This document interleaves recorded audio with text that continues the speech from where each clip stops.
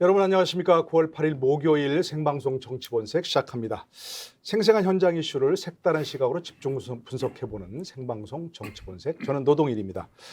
오늘 주제는 국민의힘 정진석 비대위의 미래입니다. 함께 분석해 주실 두 분 역시 송국권 평론가 차재원 교수 함께 하십니다. 어서 오십시오. 예, 안녕하세요. 네, 반갑습니다. 네. 내일부터 추석 명절이죠. 네. 뭐 좋은 계획들 있으십니까? 방송 출연 계획만 다 있습니다. 그렇습니까? 명절에 멀리 안 가기 때문에 예. 근처에 부모님이 계셔서. 네. 이런데 출연한다고 하는 게 좋은 핑계예요, 그죠? 차라리 네? 추석 그래도 저는 할 건 다 합니다. 제가 장자기 때문에. 네. 오히려 저 제사도 출연해서 나갑니다 모시고. 이런 게 오히려 좋은 핑계더라고요. 예. 네, 시청자 여러분께서 좋은 추석 명절 보내시고요. 자, 오늘 국민의힘 정진석 비대위 미래. 결국 뭐 언론들에서 얘기하는 거 보니까 뭐 결국 돌고 돌아 뭐 윤핵관이다 네. 이런 얘기를 하더라고요. 원조 윤핵관이라고도 하고. 먼저 그 전에 뭐 주호영 비대위원장 전 비대위원장이 그만 안 하겠다 하는 건 이해가 가는데 네.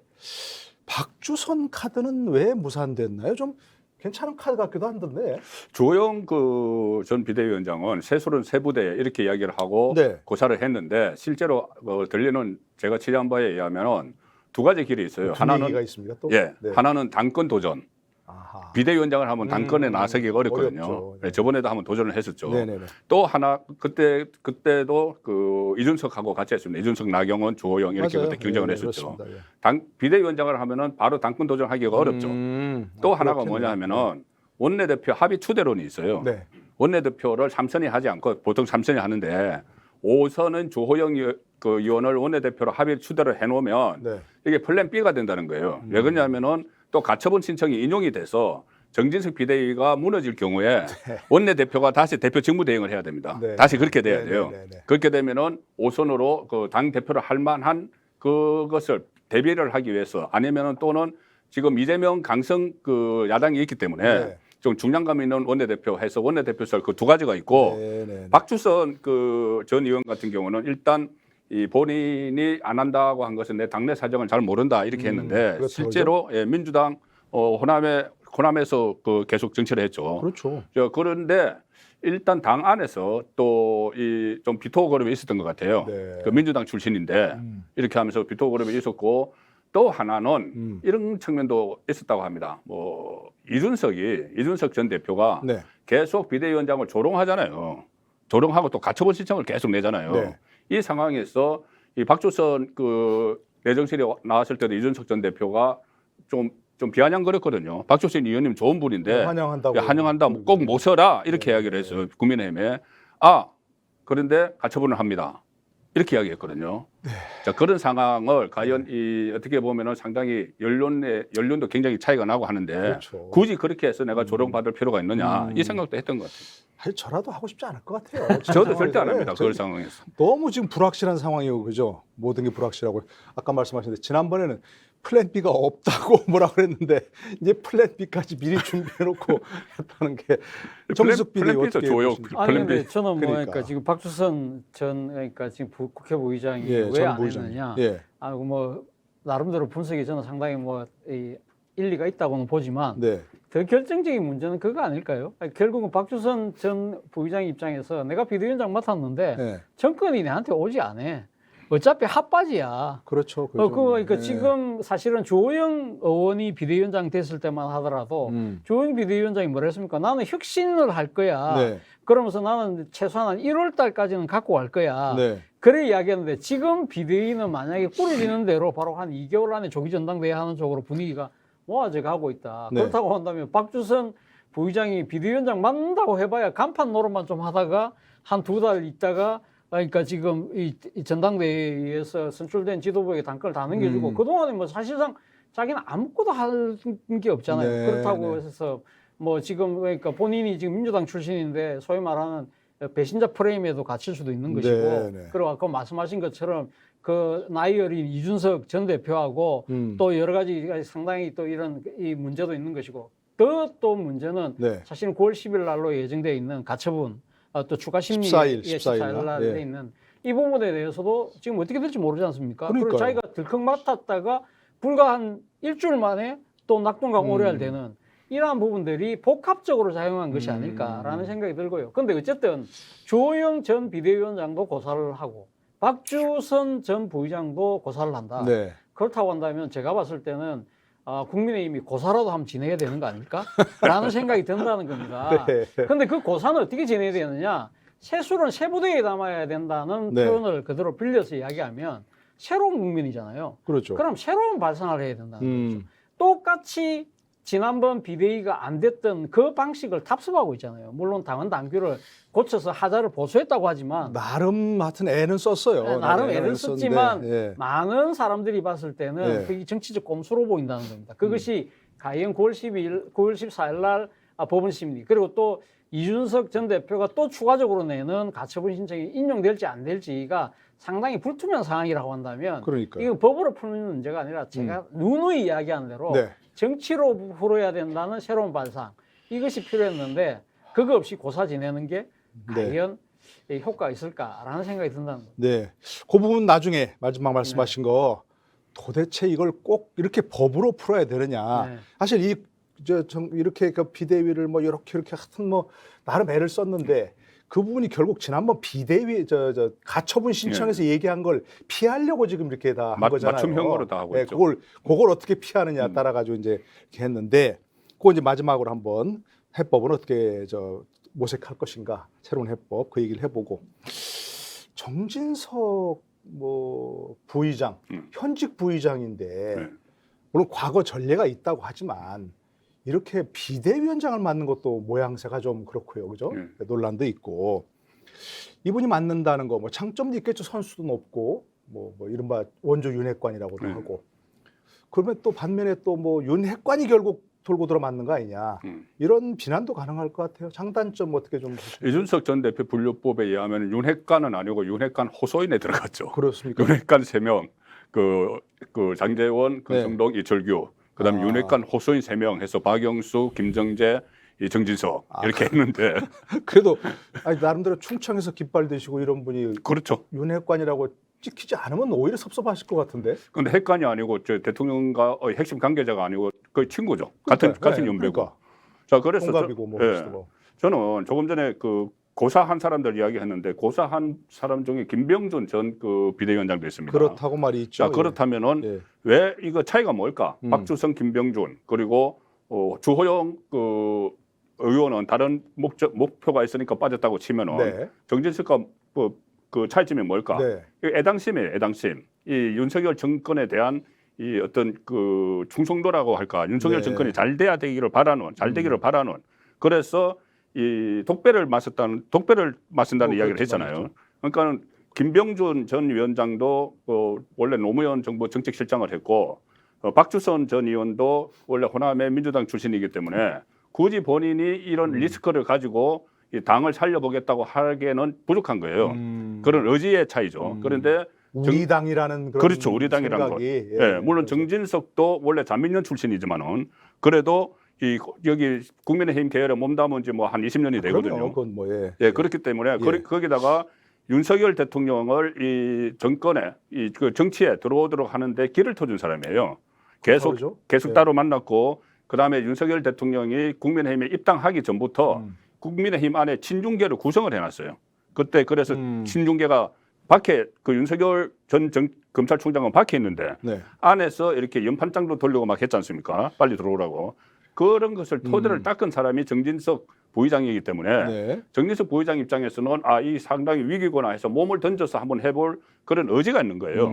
의지의 차이가 있는 것이고 또 특히 그 당내에서 오선을 했고 그래도 이 본인의 어떤 그 경륜이 많아요. 여러 가지 원내대표도 해봤고, 맞아요. 예, 또 청와대 정무수석도 해봤고, 그래서 그런 점은 장점이 될 수 있겠고, 장점이 될 수 있죠. 단점은 이제 윤핵관 그러니까 윤핵관의 그 태도를 속에 넣어서 돌고 돌았다 윤핵관이나 이렇게 하는데 그동안 다른 그 소위 말해서 장제원, 이 권성동, 특히 권성동은 이 파문이 일어나는데 책임이 있던 사람이잖아요. 그렇죠. 윤핵관이라도 윤핵관이면서 책임이 있는 사람이에요. 뭐 문자 메시지 노출한 걸 해서 뭐 여러 가지 책임이 있는 사람이고 정진석은 이 안에서 지금 이 사태가 일어날 때까지 책임은 없어요. 한번 이준석과 처음에 부딪혔죠. 그 우크라이나 가는 것 가지고. 일종의 뭐 갈등의 그 단초를 단초를 정했다가 쫙 뭐 했지만 약간, 그게 네. 이제 핵심은 아니잖아요. 그렇죠. 자기 정치한다고 이제 꾸짖었다가 오히려 봉변을 당했는데 네.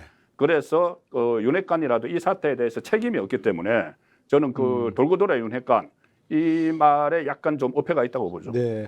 정진석 위원장도 좀 분석해 보시고 네. 정진석 비대위가 꾸려질 때 네. 이것이 정말 말씀하신 대로 뭐 장점도 많이 있을 거고 또 하나 뭐 단점도 있을 거고 그런데 그런 거 좀 뭐 저는 분석해 주시면. 정진석 부의장과 개인적인 인연이 좀 있습니다. 네. 그러니까 과거 제가 99년도 2000년이었나? 그때 제가 총실출 기자를 했는데 네. 그때 정진석 부의장이 한국일보 기자였죠. 예, 기자였고 총실출 기자를 했는데 네, 네. 어느 순간 갑자기 안 보이시더라고요. 그러더만은 2000년 총선이었죠. 네. 2000년 총선 때 JP가 발탁했죠. 그러니까 JP가 맞아요. 발탁해서 네. 했는데 공무조 출신이기 부친이 정성모 전 의원이었고 그렇기 네. 때문에 부친의 고향에 가서 그때 이제 당선됐었는데 정성모 의원도 부의장 하시지 않았던가요? 내무부 부의장- 장관, 부의장은 안 부의장 했습니다. 아니었습니까? 내무부 장관을 내무부 했죠. 국회의원과 내무부 어쨌든 뭐 장관. 중량관 있는 네, 정치인이었습니다. 그래서 그러니까 우리나라의 대표적인 이세 정치인 중에 한 분이죠. 맞아요. 이세 정치인 중에 한 분이고.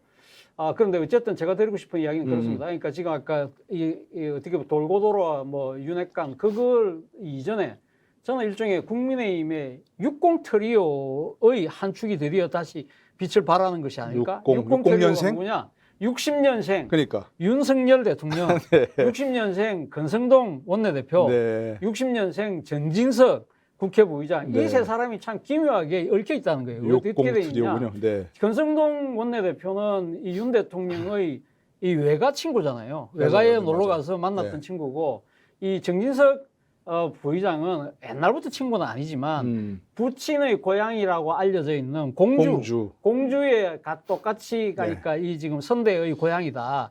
그 인연으로 해서 윤석열 대통령이 정계 입문했을 때 상당히 가까워졌던 충청대망론도 충청대망론 이야기하면서 네. 그러면서 상당히 어떻게 보면 이 60년생 세 명이 그러네요. 상당히 이 트리오를 형성을 하고 있었는데 네, 갑장이십니다. 이제 갑장이기도 하고 그래서 이 위기 순간에 아마 제 생각에는 정진석 부의장이 상당히 아마 독배를 마셔야 되겠다고 생각했던 이유 중에 하나가 나름대로 그 트리오 중에 일종의 자신의 역할 존재감 이런 부분들을 해야 되지 않을까라는 생각이 강하게 작용한 것이 아닐까라는 네, 생각이 듭니다.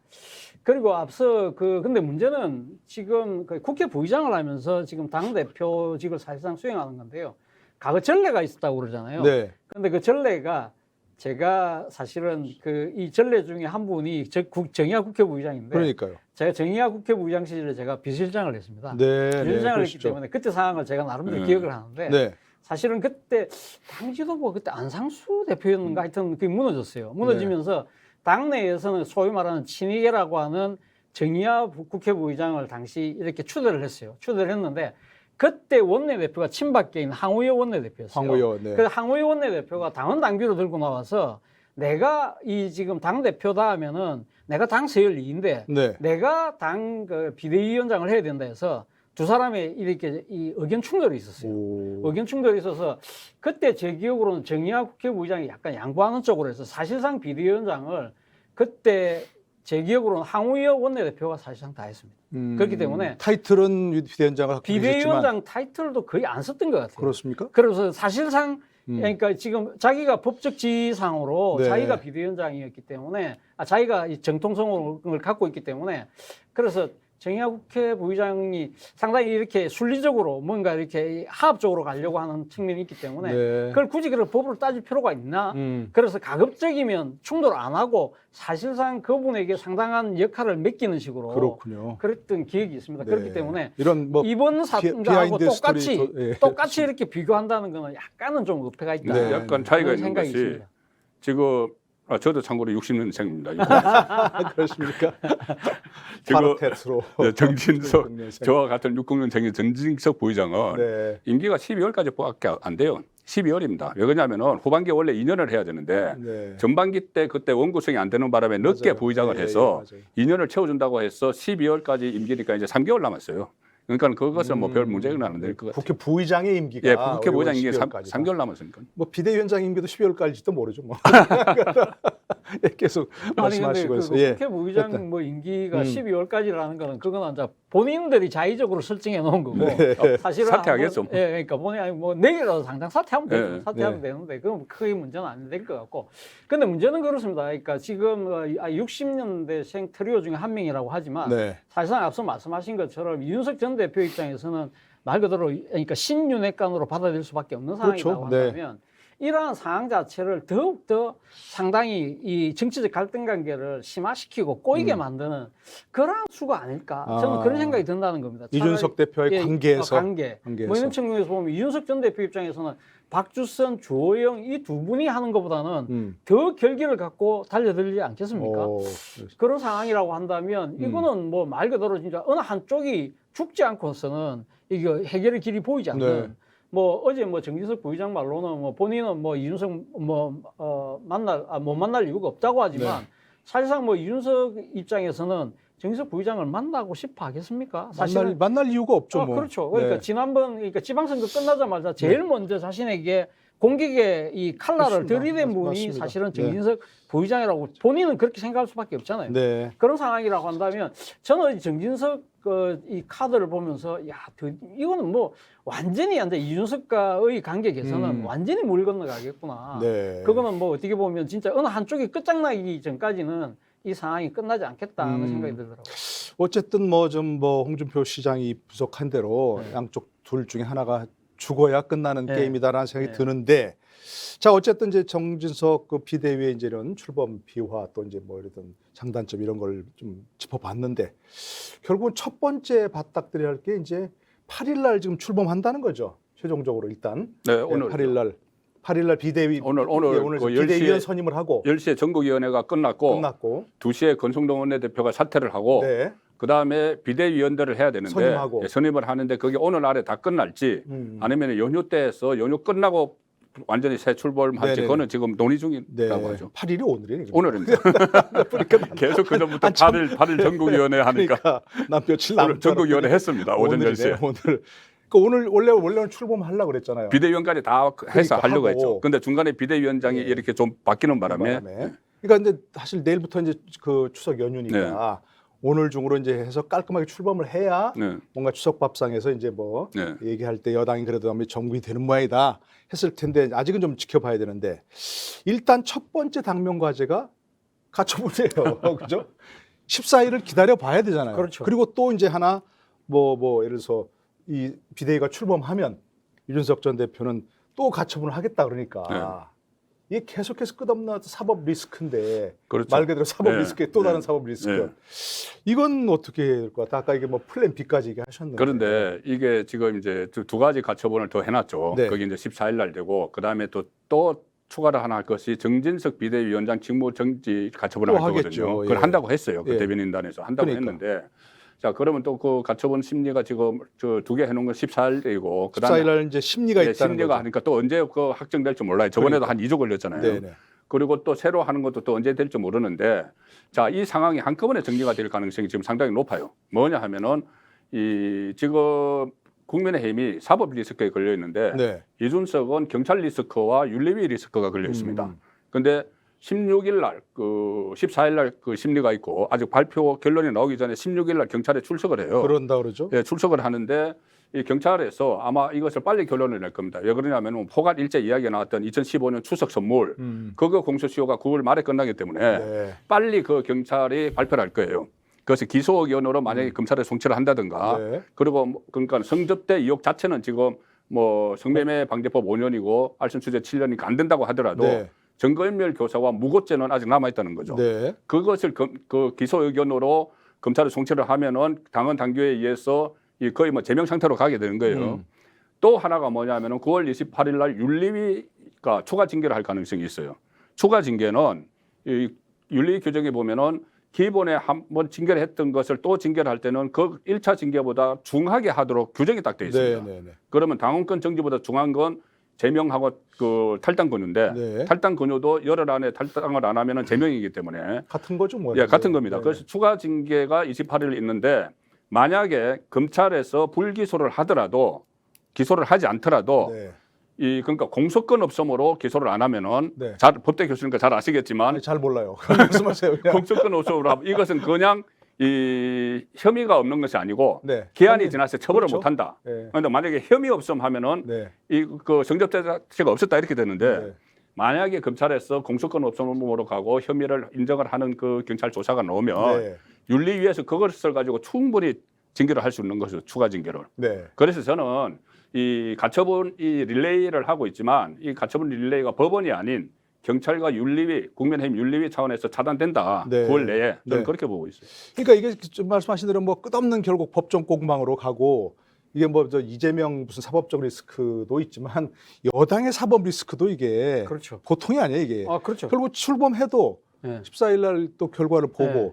또 한참 후에 또 그 또 결과가 봐야 나올지 또 봐야 네, 되고 네. 또 가처분하면 그것도 기다려봐야 네, 되고 이게 제대로 활동을 하겠습니까? 아, 이렇게 되면? 그러니까요. 그래서 제가 지금 앞서 뭐 여러 번 이야기했습니다. 이건 정치로 풀어야 되는 문제가 네, 바로 네. 거기 있는 것인데요. 사실은 말씀하신 것처럼 그렇게 그러니까 국민의힘 쪽에서는 아 이준석 간단하게 처리할 수 있을 거라고 생각할지 모르지만 중요한 부분이 하나 빠져 있어요. 어떤 게요? 뭐가 빠져 있냐면 제가 그 이야기를 먼저 드리면 아니, 빠져 있는 부분을 먼저 얘기 드리면 네, 김용태 최고위원이 지금 살아 있습니다. 네, 한 명이 한 명이 있잖아요. 네. 그러니까 김용태 최고위원이 지금은 뭐 액션을 안 취하고 있는데 왜 네. 이준석이 하고 있기 때문에. 음. 근데 만약에 이준석이 당원권 뭐 정지되고 그러니까 아웃되는 상황이라서 자신이 뭔가 법적 그 쟁송을 할 수 없는 위치가 된다고 한다면 네. 그걸 바톤을 물려받아서 김용태 입장에서는 내가 최고위원 아직까지 사퇴한 적이 없는데 네. 왜 최고위원을 없앴느냐 이걸 걸어서 계속적으로 만약에 이 가처분 신청을 계속적으로 이어간다고 한다면 네.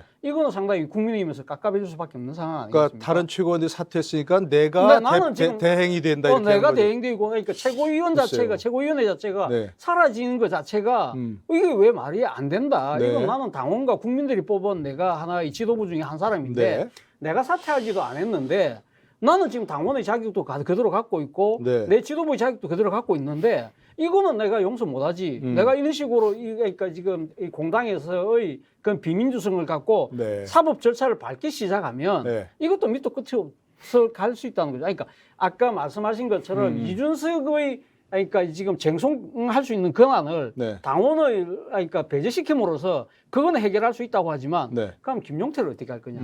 김용태가 그러면 이준석이 앉아 아웃됐으니까 그럼 나도 가만히 있을래 이렇게 할 가능성은 없어 보이거든요. 만약에 그래요? 이준석 쪽에서 그럼 김용태 보고 너가 해라 이번에는 네. 이런 식으로 계속 갈 경우에는 끝이 없는 거죠. 그리고 또 그러니까요. 하나는 9월 14일 날 지금 가처분 신청 중에 지금 지금 심리하는 것이 네. 9월 5일 날 열렸던 전국위원회의 개최를 금지해달라는 가처분이거든요. 맞아요. 이거는 저도 뭐 법적으로는 상당히 문의안이기 때문에 어떻게 지금 판단할지 모르겠지만 일단 9월 5일 날 행위가 있었잖아요. 네. 지금 가처분이 나오기 전에 행위가 있었는데 네. 만약에 이걸 갖다가 추가적으로 그러니까 이 사후에 심리를 해서 9월 5일 전국위는 안 돼라고 만약에 이 인용을 하는 결과가 나와버리면 9월 5일 전국위를 통해서 당헌 개정을 했던 그 자체가 모욕가 돼버리거든요. 네. 그렇다고 한다면 새로운 비대위를 구성할 수가 없는 거예요. 그거는 각하가 되지 않겠어요? 그러니까 이제 지나간 건 그거는 그래서 네. 제가 법적 문의안이라서 그러니까 법대 교수에게 이거 잠깐만 그러니까 지금 말씀드리면 그건 각하가 될 9월 가능성이 5일 이미 이제 정국이가 개최돼버렸잖아요. 돼버렸죠. 근데 그거에 대한 가처분은 사실은 이제 심리 이익이 없는 겁니다. 예. 그래서 이제 원칙적으로 각하가 돼야 돼요. 네. 그 9월 8일 날 만약에 오늘 네. 비대위가 출범하거나 아니면 뭐 추석 명절 때 출범한다. 아니면 14일 전에 네. 비대위가 출범한다. 예. 그러면 그것도 사실은 소의 이익이 없는 거예요. 네. 그래서 그것도 각하가 돼야 돼요. 14일 심리에서. 네.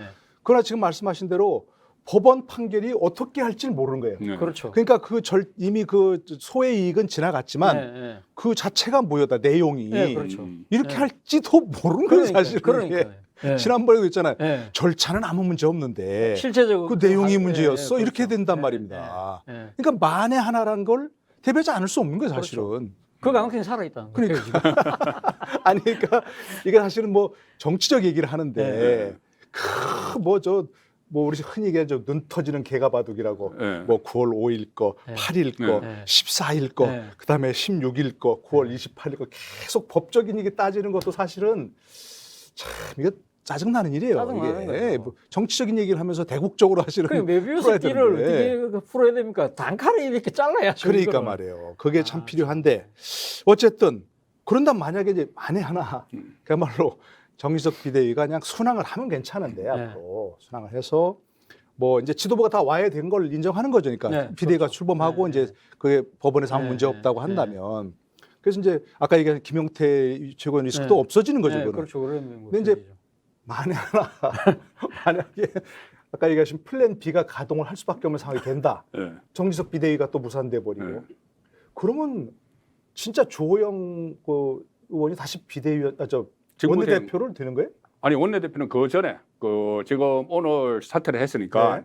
그 당헌 단계 7일 이내에 새 원내대표를 뽑도록 돼 있어요. 그분이 뭐 원래 원내대표 하셨잖아요, 한번. 한번 했죠. 그러니까. 한번 했는데 네네. 그래서 지금 이 권성동 원내대표가 오늘 사퇴를 하면 7일 오늘 사퇴한다는 거죠. 예, 2시에. 2시에 사퇴를 하면은 7일 이내에 새 원내대표를 뽑도록 당헌 단계 규정이 돼 있거든요. 네. 그러면 이 지금 그 연휴가 끝나고 바로 하든지 네. 아니면은 연휴 중이라도 해야 돼요. 해야 근데 되죠, 연휴 중에 그거는. 그 원내 그 국회의원들 뭐 아무리 지방에 가 있어도 이 급한 네, 상황이니까 네, 해야 되고 아니면은 또 조호영 원내대표를 합의 추대를 할 수가 있죠. 네. 합의 추대를 하면은 다시 직무대행 체제로 가는 거예요. 그 만약에 그게 인용이 되면은 네. 인용이 되면 직무대행 체제로 가서 이제 11월 그러니까는 그러면은 그 전에 비대위를 해야지 조기 전당대회를 하는데 직무대행 체제에서 조기 전당대회를 바로 가기는 지금 당헌 당규상이 어떻게 되는지 모르겠는데 어려울 것 같아요. 근데 지금 보니까 저기 보니까 새 원내대표 선출 때까지는 직을 유지하겠다고 했다면서요, 원내대표가. 누가 권성동 예. 새 원내대표 선출 때까지는 직을 유지하겠다. 2시에 기자회견을 하는데 벌써 저런 게 나오나요? 아니 근데 그만둬야 새 원내대표를 뽑을 수 있는 거 아닌가요? 그렇죠. 그만둬야지 뽑죠. 그러니까 내가 사퇴하겠다. 예. 자 일단 원내대표를 새로 뽑아달라. 그렇게 음. 할 수 있는 겁니까?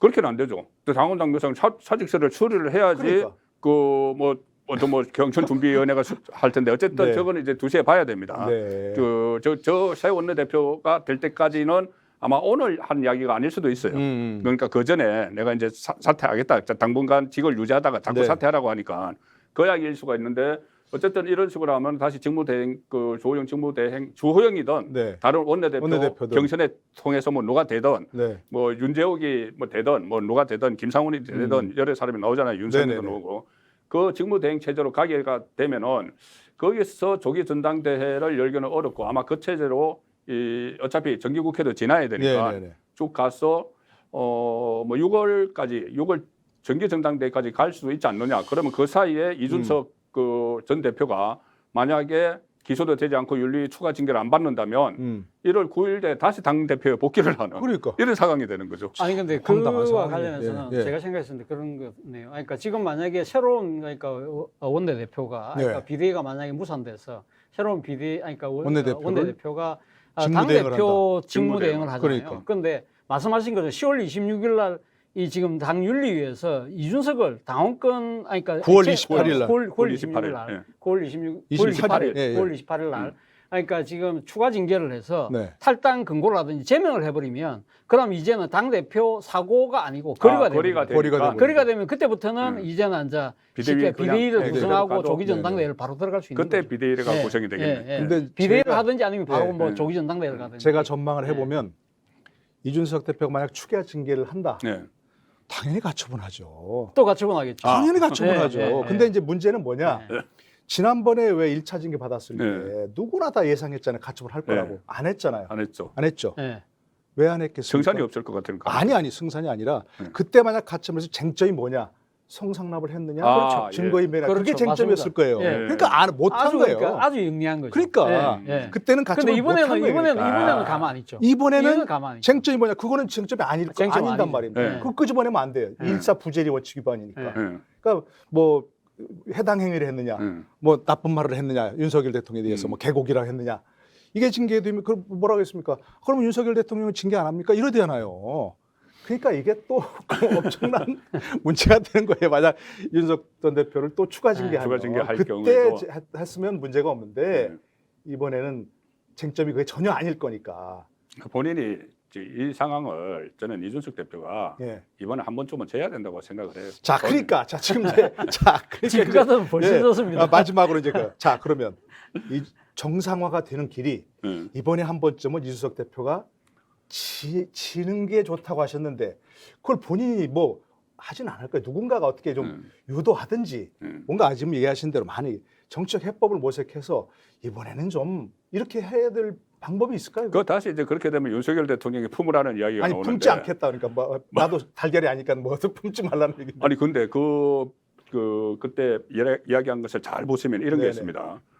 왜 나를 품으라고 하느냐? 네. 내가 무슨 달걀이냐? 네. 기분 나쁘다. 그런 말 할 때마다 나는 돌아버릴 것 같아. 이 이야기까지 했어요. 그 다음 말이 중요해요. 그 다음 말이 뭐라고 했냐면은 왜 품으라는 말 대신에 이런 말도 있지 않느냐. 서로 국정 운영의 국정 운영의 파트너로, 동반자로 파트너, 한다든지 네. 손잡고 가자든지 그러니까. 이런 말도 있지 않느냐. 근데 왜 품으라고 하느냐. 네. 품으라고 하니까 기분 나쁘다. 그러면 윤석열 대통령이 이준석 국정 운영의 동반자야. 아니면은 손잡고 나하고 같이 가. 이러면 본인은 수용을 할 수가 있다는 이야기거든요. 네. 그 얘기를 진작에 했잖아요. 8월 13일 기자회견 근데 때도 지금 와서 그랬고. 지금 이런 상황에서 되겠냐고. 근데 지금은 더 노골적으로 하고 있지 않습니까? 네. 방법도 가르쳐 주잖아요. 네, 그러니까. 방법을 가르쳐 주는데 네. 그러면 윤석열 대통령이 그러면 손잡고 가자 국정운영 동반자다. 지금 할 수가 있겠나? 지금 저는 못 한다고 봐요. 이미 그러니까. 다 지났습니다. 네. 이 본인에 대해서 개고기 이야기하고 또 오늘 정진석 비대위원장을 하니까는 제가 이거 한번 보여드릴게요. 제가 이거 가지고 있는데 네. 개 사진을 개 올려줘. 사진 이 개가 시바견이라는 사진이에요. 시바견이라는 개죠. 예. 이런 발음도 참 그런데 이게 일본상 개입니다. 그렇다고요. 일본어로 시바가 빨간색이라는 뜻이에요. 그래서 빨간색. 예, 지금 붉은빛이 돈다고 해서 시바견인데 네. 저기 자료 사진이 있네. 아니 그래 이런 상황까지 갔는데 윤석열 대통령이 만약에 이 악수를 하고 국정운영의 동반자 한다고 해서 네. 거기에서 모든 게 끝나는 게 아니고 그때부터 다시 시작이 될 수가 있어요. 아니 근데 좀 전에 말씀하시기를 이런 상황에서 한 번쯤은 윤석열 대표가 져야 한다고 했는데. 윤석열 대표가 지는 거는 네. 모든 걸 포기하고 물러나는 거죠. 근데 그게 이제 가처분 신청도 다 그냥 다시 그러니까 취소하고. 그러려면 뭔가 좀 속도 말하면 인센티브가 있어야 할 거 아니냐는 겁니까? 그렇게 괜히 입으로 되냐 그 그렇게 얘기죠. 하면은 이준석에 대한 국민의 인식이 달라집니다. 그래도 좀 좋아지는 것 이것이 큰 인센티브죠. 그렇습니까? 나중에라도 네. 이렇게 되면은 만약에 이 상태로 가다가 성상납했다는 것이 그대로 드러나게 되면 본인은 앞날이 없어요. 정치적 앞날이. 그것도 박근혜 정부 초기에 호가호위하면서 예. 그런 성상납을 받은데 나중에 또 박근혜 대통령 직접 거기에 어쨌든 갔습니다. 아이카 네. 있을 때. 그렇게까지 해놓고 나중에는 박근혜 대통령 탄핵에 부안해동을 했다. 이런 인식이 박히면은 그러니까 성상납 자체가 있었다는 팩트로 돼버리면 네. 이준석의 정치적 앞날은 없다고 저는 봐요. 그 도덕성 이런 것 때문에. 네, 네. 그렇기 때문에 그 전에 본인이 지금 상황에서 모든 걸 멈추고 물러서면은 네. 그래도 그럼 경찰도 멈추나요? 경찰도 좀 상황을 상황 파악을 좀 하겠죠. 사정을 좀 감안을 하겠죠. 경찰이 정무적이면 안 된다고 했는데 분명히. 아니 어쨌든 그것은 그 추후의 문제고 네. 일단 이준석이 그런 모습을 저는 지금이라도 보여야 된다고 하는 게 봅니다. 낫다. 아니 근데 네. 이준석 입장에서 그거를 할 수 있겠습니까? 그러니까. 그렇게 만약에 내가 지금 제가 모든 걸 다 하고 그래 지금부터 잘못했습니다. 반성하겠습니다. 제가 사라지겠습니다. 이래 되면 아니 말 그거- 한마디 아니, 하고 사라지는 거죠. 아니 그거는 그러니까 쉽게 말해서 이준석한테 정치적 생명을 끝내라는 이야기가 똑같은 거예요. 쉽게 말해 정치적으로 자진하라 하는 이야기하고 똑같은 예, 거예요. 뭐 극단 선택을 네, 하라시면 극단 선택을 하라는 이야기가 똑같은 건데 그러니까 이준석 입장에서는 사실 여기에서 자기가 모든 걸 갖다가 막 깨갱하고 만약에 숙이는 모습을 보이면 본인에게 주어진 여러 가지 그러니까 이 성상납오 네. 이런 부분들을 다 인정한 꼴이 되거든요. 네. 그건 누가 봐도 이준석이 많이 캥기구나. 그러니까 뭐가 지금 그러니까 이 도둑놈 저린다고 그렇게 하는 걸로 비친다는 것이죠. 경찰 수사가 결과 나오려니까 지금 그러는구나 이렇게 그렇죠. 할 거 아니에요. 그러니까 경찰 수사가 만약에 성상납이 확인됐다는 식으로 이야기를 하더라도 이준석 입장에서는 저거는 잘못된 수사야. 네. 상당히 편파적인 수사야. 윤핵관에 영향을 윤핵관에 받았다고 영향을 하겠죠. 받았다. 그러니까. 자기가 벌써 그런 그렇죠. 이야기를 했잖아요. 지금 그런 부분들을 구체적인 증거를 내봐. 맞아요. 증인 데리고 와. 그러면 예를 들면 내하고 그때 관계를 맺었던 사람을 데리고 와.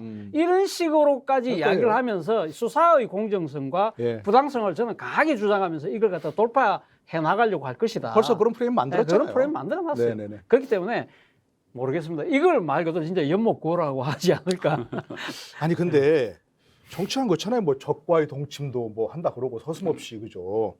원수도 손잡는다고 하고. 그래서 제가 그러니까 아까 그래서- 제가 말씀 묻고 싶은 게 그거예요. 자 네. 그러니까 이제 우리 송 본부장께서는 네. 아니 지금 이준석이 그렇게 하면 뭐 어떻게 될지 모르지만 어쨌든 정치적 미래가 있을 거 아니냐 하니까 먼저 이준석 측에서 하라 하는 건데 네. 그게 가능하지 않다고 하셨어요. 근데 그렇죠. 그러면 어떻게 해야 됩니까? 아니 누가 그러니까 윤 대통령이? 이준석 전 대표가 그때 그런 이야기했잖아요. 그러니까 윤핵관 쪽에서 와가지고 수사 정리해주겠다. 네. 그러니까 오늘 뭐 그랬다고. 대통령, 그러니까 당 대표 물러나면 대통령 특사 뭐 보내준다고. 보내주겠다 이런 뭐 그러니까 정권 대사도 아니고 뭐 네. 특사 보낸다는 것 자체가 제 생각에는 조금 말이 안 된다 생각하지만 네. 어쨌든 그러니까 여러 가지가 그러니까 해유책을 썼는데도 본인은 싫다고 했다는 거 아닙니까? 그런 상황이라고 한다면 저는 가장 중요한 부분은 정치를 하는 사람들한테는 정치적 명분이 중요한 것이거든요. 네. 그렇다고 한다면 아까 이준석이 했다는 이야기, 우리가 국가 발전을 위해서, 민생을 위해서, 이 우리의 그 상당한 이 서로의 견해 차이가 있다고 하더라도 같이 우리가 윤석열 정권을 만들었던 초심으로 돌아가서 손잡고 같이 가자. 는 이야기를 만약에 윤 대통령이 손을 먼저 내밀면서 한다고 한다면, 네. 그러면 이준석 입장 기꺼이 손잡으면서 제가 그동안 좀 지나쳤죠. 네네네. 그건 막 유감 표명을 하고. 예, 유감 표명 어린 그 이 패기의 치기의 네. 결과입니다. 그러면 윤 대통령도 사실은 내가 내부 총질 문자도 말이야. 내가 잠깐 부주의했던 것 같아. 내가 그런 부분들은 국민들한테 조금 유감스러워. 네네. 이 정도 하고 이렇게 하면 넘어가면 되잖아요. 네. 그러고 나서 이준석 입장에서 자연스럽게 그러면 제가 이런 여러 가지 그러니까 제푸드의 소치 때문에 이런 문제가 발생했기 때문에 저는 여기에서는 일단 물러나겠습니다. 다음에 뭐 차기 전당대회를 하든지 그때 되면 제가 몸을 만들어서 다시 도전을 하겠습니다 하든지 아니면 뭐 차기 대선에 가든지 총선에서 제가 새로운 모습으로 국민의 심판을 받고 돌아오겠습니다 하든지 네.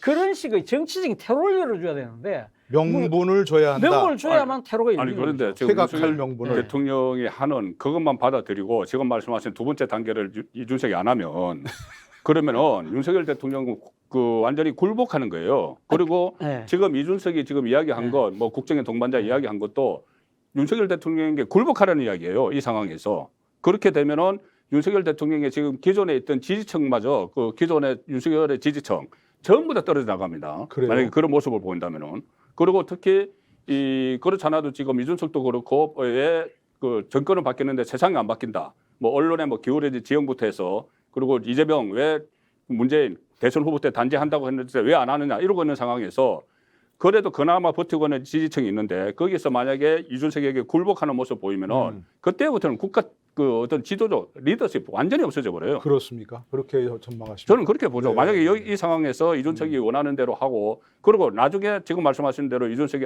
그렇다면은 저도 잘못한 게 있으니까는 일단 좀 저는 뒤로 빠져 있겠습니다. 이렇게 한다면 몰라도 그렇게 안 해요. 이준석은 조금 전에 뭐 정치력 말씀하셨는데 이준석은 정치인이 아니고 정치 게이머입니다. 정치 네. 게임. 정치 게임을 하는 거예요. 혹시라도 윤석열 때 그런 말하면 다 녹음하겠죠. 다 하겠죠. 녹음 다 하겠죠. 아니 근데 이게 문제는 그러니까 정치 게임을 지켜보는 감중들 있잖아요. 네, 예. 그 사람들이 사실은 어떻게 보면 그 게임의 승패를 좌지우지하는 이 성적표로 매기는 사람들이잖아요. 네. 그분들 입장, 국민들 입장에서는 만약에 윤 대통령이 상당히 통 큰 자세로 이 손을 내밀고 그렇게 했는데 윤석이 그래 응할 듯이 하다가 나중에 또 딴 길 가잖아요. 네. 그때 되면 진짜 국민들이 가만 안 있죠. 그건 정말 싸가지가 아니라 네. 저거는 인간적으로 안 네. 됐다는 식으로 완전히 그러면서 국민들이 사실 어떻게 보면 윤 대통령이 상당히 억울하다. 이번에는 사실은 이준석이 정말 잘못했네. 저런 친구들은 가면 우리 정치판에서 남겨두면 안 돼. 네. 국민들이 알아서 정리해 준다는 거죠. 우리 정치사에 보면 상당히 무리수를 뜬 분들이 있거든요. 네. 당견으로. 네. 그런 사람들은 결국은 얼마 못 가서 다 자연적으로 도태됐습니다. 네. 그거는 국민들이 어차피 민주 정치라는 것은 국민들이 표를 갖고 심판을 하는 거기 때문에 네. 그 표심이 정말 이 사안에서 누가 정말 진정한 마음으로 했고 누가 쏘임수를 썼냐 해서 쏘임수를 쓴 사람한테는 가차없는 처벌을 이때까지 쭉 해왔고 그것이 토대가 돼서 대한민국의 민주주의가 이만큼 온 겁니다. 네. 이걸 제가 꼭 이 정치판에서 말씀 꼭 흔히 얘기하는 대로 뭐 네. 지는 게 이기는 네, 건 아니 그렇죠. 이런 말씀이신데 이 말씀 꼭 그렇지 드려야 않을 거다 이런 되겠는데 말씀. 이 말씀 꼭 드려야 되는데 네, 말씀하세요. 자, 이 대선 할 때 두 번이나 가출을 했어요. 네. 두 번 가출을 했는데 그 홍준표 대구시장이 중재를 해서 두 번 다 끌어안았습니다. 네. 끌어안았어. 그러면은 지금 상황과 마찬가지로 그러면 이번에 끌어안았으니까는 다음에 또 그렇게 하면은 국민들이 이준석을 심판을 할 거야. 그런데 지금 다시 그렇게 했는데 국민들 중에서 이준석이 잘한다는 사람들이 있잖아요. 네. 이 잘한다는 사람들이 과연 이것이 이 정권을 지지하는 사람인가 아니면은 반대편에 있는 사람인가 이것을 생각을 해보면은 네.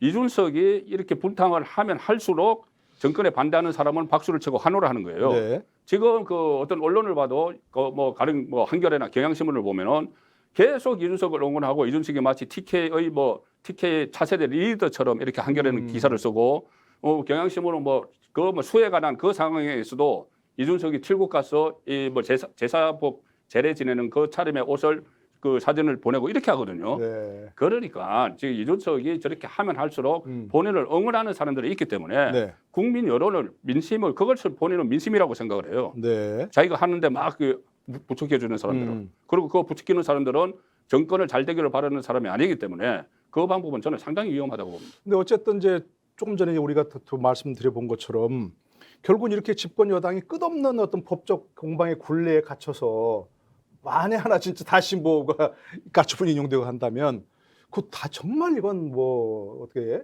헤어나기 어려운 법원이 일이고. 제대로 이번에는 법적으로 판단을 해야죠. 법적으로 판단해서 그러니까 가처분 인용을 하면 어쩝니까? 문제는.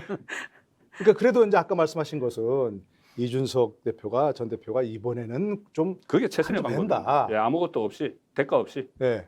본인이 다 이렇게 쌓아놨기 때문에. 그러니까 아무런 뭐 이쪽에 윤 대통령이나 이런 데 바라지 말고 예, 그래야지 무조건 이번에 그냥 그래야지 저는 본인의 정치적 압력도 이 있다고 시점에서 봐요. 예, 여기서 그냥 멈춰야지 본인의 정치적 후퇴하는 압력이 게 있습니다. 예. 일단 아직 뭐 정치- 작전상 후퇴하는 게 정치 한 30년 이상 할 거잖아요. 네. 모르죠 뭐 같은 거 할 수 있는지 없죠. 어쨌든 현재 사태를 풀 수 있는 건 윤석 측이다. 윤 대통령의 그걸 바라지 마라. 네. 이런 말씀이신 그렇죠. 거고. 그게 또 결국은 정치적 해법이라는 말씀이시고 그죠? 이준석의 네. 그거 이제 정치 게이머가 아니고 네, 정치 정말 해법인 정치인으로 하려면은 그런 해법을 찾아야 그건 어렵다는 말씀이고 그죠? 뭔가 아니, 왜- 뭐 후퇴할 명분을 줘야 되는 거 아니냐? 그렇죠. 그러니까 산불이 났는데 네. 산불을 그러니까 확산을 방지하기 위해서 물을 뿌리는 것보다는 일종의 뭡니까 방아선을 해서 맞불을 놓는 맞불이라고 경우도 그러죠. 있는 그렇다고 거 그러죠. 예. 하잖아요. 마찬가지예요. 그러니까 이것도 지금 사실은 이준석이라는 뜨거운 이제 산불이 났는데 이걸 갖다 암만 물로 끌기 힘들기 때문에 네. 차라리 맞불을 놓는 식으로 해서 이준석을 확 깨안아버리는 거죠. 품지 말라고 그랬잖아요. 아니, 그거는 뭐 자기가 어떻게 표현을 하든 어쨌든 근데 지금 이준석 입장에서도 네. 윤 대통령하고의 관계를 어느 정도 상당히 복원을 해서 자기가 그렇게 해야만 자기가 보수 정치권에서 살아남을 수 있다는 생각을 하고 있기 때문에 네. 저는 뭐 그런 측면이 있다고 보고 그리고 앞서 말씀하신 것처럼 만약에 이준석을 지금 응원하고 있는 뭐 지금 이 소위 말하는 진보론들 같은 네. 경우도 그럼 계속적으로 그러면 이준석이 또 뭡니까 뭐 여러 가지 갈라치기 할 때는 또 상당히 비판을 했던 신문들이거든요. 네. 근데 문제는 그런 것 같아요. 그러니까 지금 민심이 이 사태를 어떻게 바라보고 있느냐. 소위 말해서 윤핵관과 대통령의 책임이 크다고 보고 있는 것이 네. 진실이잖아요. 지금 그것이 객관적인 여론이잖아요. 네. 네. 그렇다고 한다면 민심에 따라야죠. 민심을 따라서 그러니까 그 이준석을 어떤 식으로든 그러니까 나름대로 손을 내밀어서 네. 테러를 열어주고 그런 식으로 풀어나가야만 사실은 그러니까 지금 사실 중도의 민심들은 네. 그런 모습들을 보고 그런데도 불구하고 이준석이 또다시 뭔가 분탕치를 칠 경우에는 이때는 중도도 다 돌아서는 거죠. 네. 다 돌아설 수밖에 없는 상황이기 때문에 그러니까 어쨌건 정말 뭐 지금 길이 보이지 않는 그런 상황인데 예. 그렇죠. 그럴 때라도 뭔가 그쪽에 길을 좀 내디뎌야 한다. 그게 만들어질 것이다 이런 말씀이시고 어렵다 이런 말씀이신데 자 그럼 어쨌든 마지막으로 이제 우리가 오늘 정진석 비대위 미래였으니까 일단 비대위가 출범하면 정진석 비대위의 첫 번째 과제 그리고 또 뭐 어쨌든 상당 기간 동안 비대위가 간다면 대표 역할을 해야 되는 거 아닙니까? 그것도 이재명 대표도 뭔가 이렇게 카운터파트로 뭐 좀 만나기도 해야 되고 어떤 걸 좀 정진석 그 위원장과 그 비대위가 좀 해야 됩니까? 첫 번째 과제로. 지금 정말 엄청나게 가처분 어렵죠. 얘기는 이제 뭐 하지 말고. 이거 가처분이 하여튼 뭐 그 당장 뭐 발등에 떨어진 불이지만 예. 그것을 어쩔 수 하지 없는 거고, 않는다면 네. 그것이 이제 그대로 간다고 보면은 네. 저는 뭐 정진석 비대위는 일단 두 가지 해야죠. 하나는 그 어떻게든 전당대회를 열어서 새 지도부를 빨리 만들어야 됩니다. 네. 비대위 체제로 언제까지 갈 수가 없어요. 그렇죠. 지금 집권 여당이고 네. 또 하나 부딪혀야 될 게 지금 이재명의 초강성 지도부, 예. 민주당의 초강성 지도부가 부딪혀야 돼요. 네. 그런데 이재명은 지금은 당장 윤석열 대통령을 공격을 하지 않고 그 주변에서 뭐 김건희 특검 그리고 네. 또 심지어 장신구 가지고 재산 목록에서 누락했다고 윤석열 대통령을 뭐 고발을 하고 이런 식으로 이 특검법을 발의했다는 거 아니에요? 특검법 발의했죠. 네네네. 그리고 소속 의원 169명 전원이 발의를 했는데 그 내용도 보면은 일단 그 특검을 추천하는 대상에서 대통령이 속한 정당만 빼버렸어요. 네. 야당끼리 하겠다는 야당만 거고 하겠다. 그 검사 수나 이거 규모가 최순실 특검 때만큼 규모를 늘려가지고 하겠다는 건데 이런 식으로 어쨌든 이 윤석열 대통령을 집중적으로 이 공격을 하는 거예요. 네, 민주당이 네. 벌떼처럼 공격을 하는데 그러면은 윤석열 대통령 상당히 어려워지죠. 네. 그것을 중간에서 막아주는 게 여당 지도부가 돼야 되는데 네, 네. 여당 지도부가 비대위 차원에서 비대위 상태에서 계속 이 이준석에게 끌려다니는 이 상태가 되면은 그것은 지금 뭐 엉망이 되는 상황이죠. 국정이. 그러니까요. 그렇기 네. 때문에 어쨌든 빨리 이 이준석이 어떻게 하든지 거기는 대응을 따로 하면서 새로운 지도부를 출범을 시키는데 무조건 목적을 둬야 된다고 봐요. 그리고 새로운 지도부가 빨리 출범을 해서 네. 윤석열 대통령이 가는 그 공격 루트를 차단을 하는 것이 네. 지금 가장 급한 일이 아닌가 싶어요. 어쨌든 뭐 어떤 전당대회라는 것은 결국 전당대회를 스케줄 잘 짜가지고 문제 없이 이제 새로운 지도부를 출범시켜야 한다는 그런 과제가 제일 큰 거겠죠. 그렇죠. 근데 그 과정에서 그렇다고 손 놓고 있을 수는 없는 거고 야당과의 관계에서도 뭔가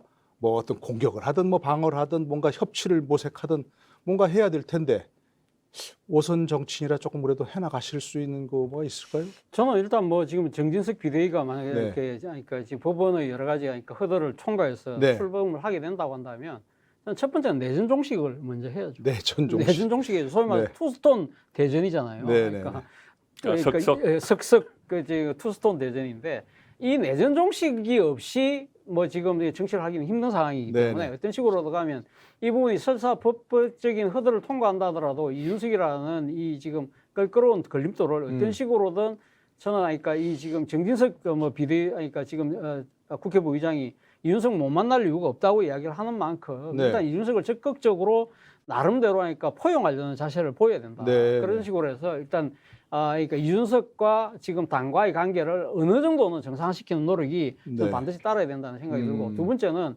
지금 민주당이 특검법 발의하고 지금 이렇게 여러 가지를 하고 있지만 저는 이럴수록 맞대응하기보다는 저는 정쟁과 민심은 철저히 분리를 할 필요가 있다. 네. 그러니까 지금 민생국회라고 이야기를 하지 않습니까? 정기국회에 지금 예산, 입법, 국정감사 이 세 가지가 상당히 또 큰 허들이 남아 있긴 합니다만 지금 우리가 지금 이 정쟁을 할 수 있는 이 정치적인 여유가 없잖아요. 네네. 지금 뭐 닥쳐오는 이 여러 가지 지금 외생 변수들이 말 그대로 퍼펙트 스톰이잖아요. 그러니까 네. 지금 삼고에다가 지금 뭐 여러 가지 지금 뭐 너무너무 어려웠기 때문에 이런 부분들에 대해서 사실은 집권 여당으로서 우리는 그러니까 이 뭡니까 이 지금 미셸 오바마 한 이야기 있잖습니까? 데이고 뭐로 위고 하이 예, 그렇죠. 이하고 똑같은 거죠. 그러니까 우리는 철저하게 민생을 초점으로 해서 간다. 네. 민애들이 뭐 특검을 하고 뭘 한다 하더라도 우리는 초당적인 협력을 요구를 하면서 네. 이 지금 국난을 극복하려는 그러한 쪽에다 초점을 맞추는 쪽으로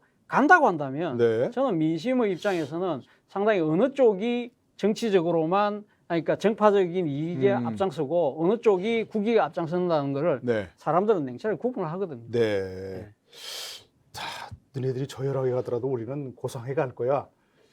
이게 참 그러니까 좋은 말씀이셔도 뭐 동의하는데 구체적인 방법이 쉽지 않잖아요. 특검법 발의하고 뭐 이러는데 그러면 그건 윤 대통령이 그러시네. 그건 신경 안 쓰겠다. 뭐 나에 대한 이렇게 하고. 근데 당에서는 막상 그거 신경 안 쓸 수가 없잖아요. 그런 것들에 대한 당에서는 그렇죠. 방어막도 네. 쳐야 되고 뭔가 또 맞불도 놔야 되고 공격도 해야 되고 방어도 해야 되는데. 당에서는 어쨌든 그 뭐 법안 같은 것들 민생 법안 같은 것을 당에서 다 해야 됩니다. 네. 그것을 그냥 싸움만 하고 있을 수는 없어요. 특히 그러니까요. 여당인데 야당 시절에는 뭐 투쟁을 한다고 하더라도 여당일 때는 투쟁을 하면서 또 정말 그 앞장서서 할 일은 해야 돼요. 또 네. 소수 여당이기 때문에 상당히 갈 길이 먼데 갈 길이 먼 이 상황에서 지금 저는 윤석열 대통령이 이 장악력을 다시 그립을 강하게 재야 된다고 봐요. 지금 대통령실은 지금 50명이나 바꿨지 않습니까? 그렇다고 죠. 바꾸면은 일단 뭐 여러 가지 논란이 있어도 왜 검찰은 안 하냐, 뭐 수석은 안 하냐 해도 일단 대통령실은 장악을 자체했다고 보거든요. 네. 그러면 내각은 지금 또 이 보건복지부 장관 새로 지명을 하고 해서 장악을 하는데 당도 저는 확실히 장악을 해서 이 자고우면 하지 말고 이준석이 가처분 하는 대로 그렇게 그냥 세축이 그냥 밀고 나가야 된다고 봐요. 그런 차원에서 저는 정진석 본인과 본인의 정치적 길을 열어준 정진석이 비대위원장이 된 것은 네. 저는 윤석열 대통령에게는 좋은 징조라고 봅니다. 그 혹시 이제 마지막으로 정진석 비대위원장께 친하시다니까. 아니 친하진 않습니다. 잘 아신다고 아까. 아니 그러니까 같이 개인적으로 뭐 이렇게 친하고 네, 뭔가 좀 이렇게 마지막으로 조언도 좀 해주시고 이렇게 좀 이끌어졌으면 좋겠다. 여당 내부도 그렇고 대통령의 관계도 그렇고 이런 걸 말씀. 오직 민생, 네. 오직 국민, 오직 국가만 보고 가십시오. 네. 저는 그 말씀만 드리고 싶습니다. 네. 사실은 뭐 여러 가지 당내 여러 가지가 그러니까 정치적인 갈등들이 있지만 이걸 어떻게 풀 거냐는 결국 민생, 국민, 국가 이 세 가지 기준만 보면 저는 답은 있다고. 예. 뭐 5선이나 되셨으니까 또 국회 부의장 가셨으니까 뭐 두 분 말씀하시는 거 잘 새기셔서 여당 내홍도 좀 수습을 하시고 국민들이 더 이상 여당과 야당 모든 어떤 정치권을 걱정하지 않는 그런 추석을 좀 만들어 주시길 당부드리겠습니다. 여러분 고맙습니다.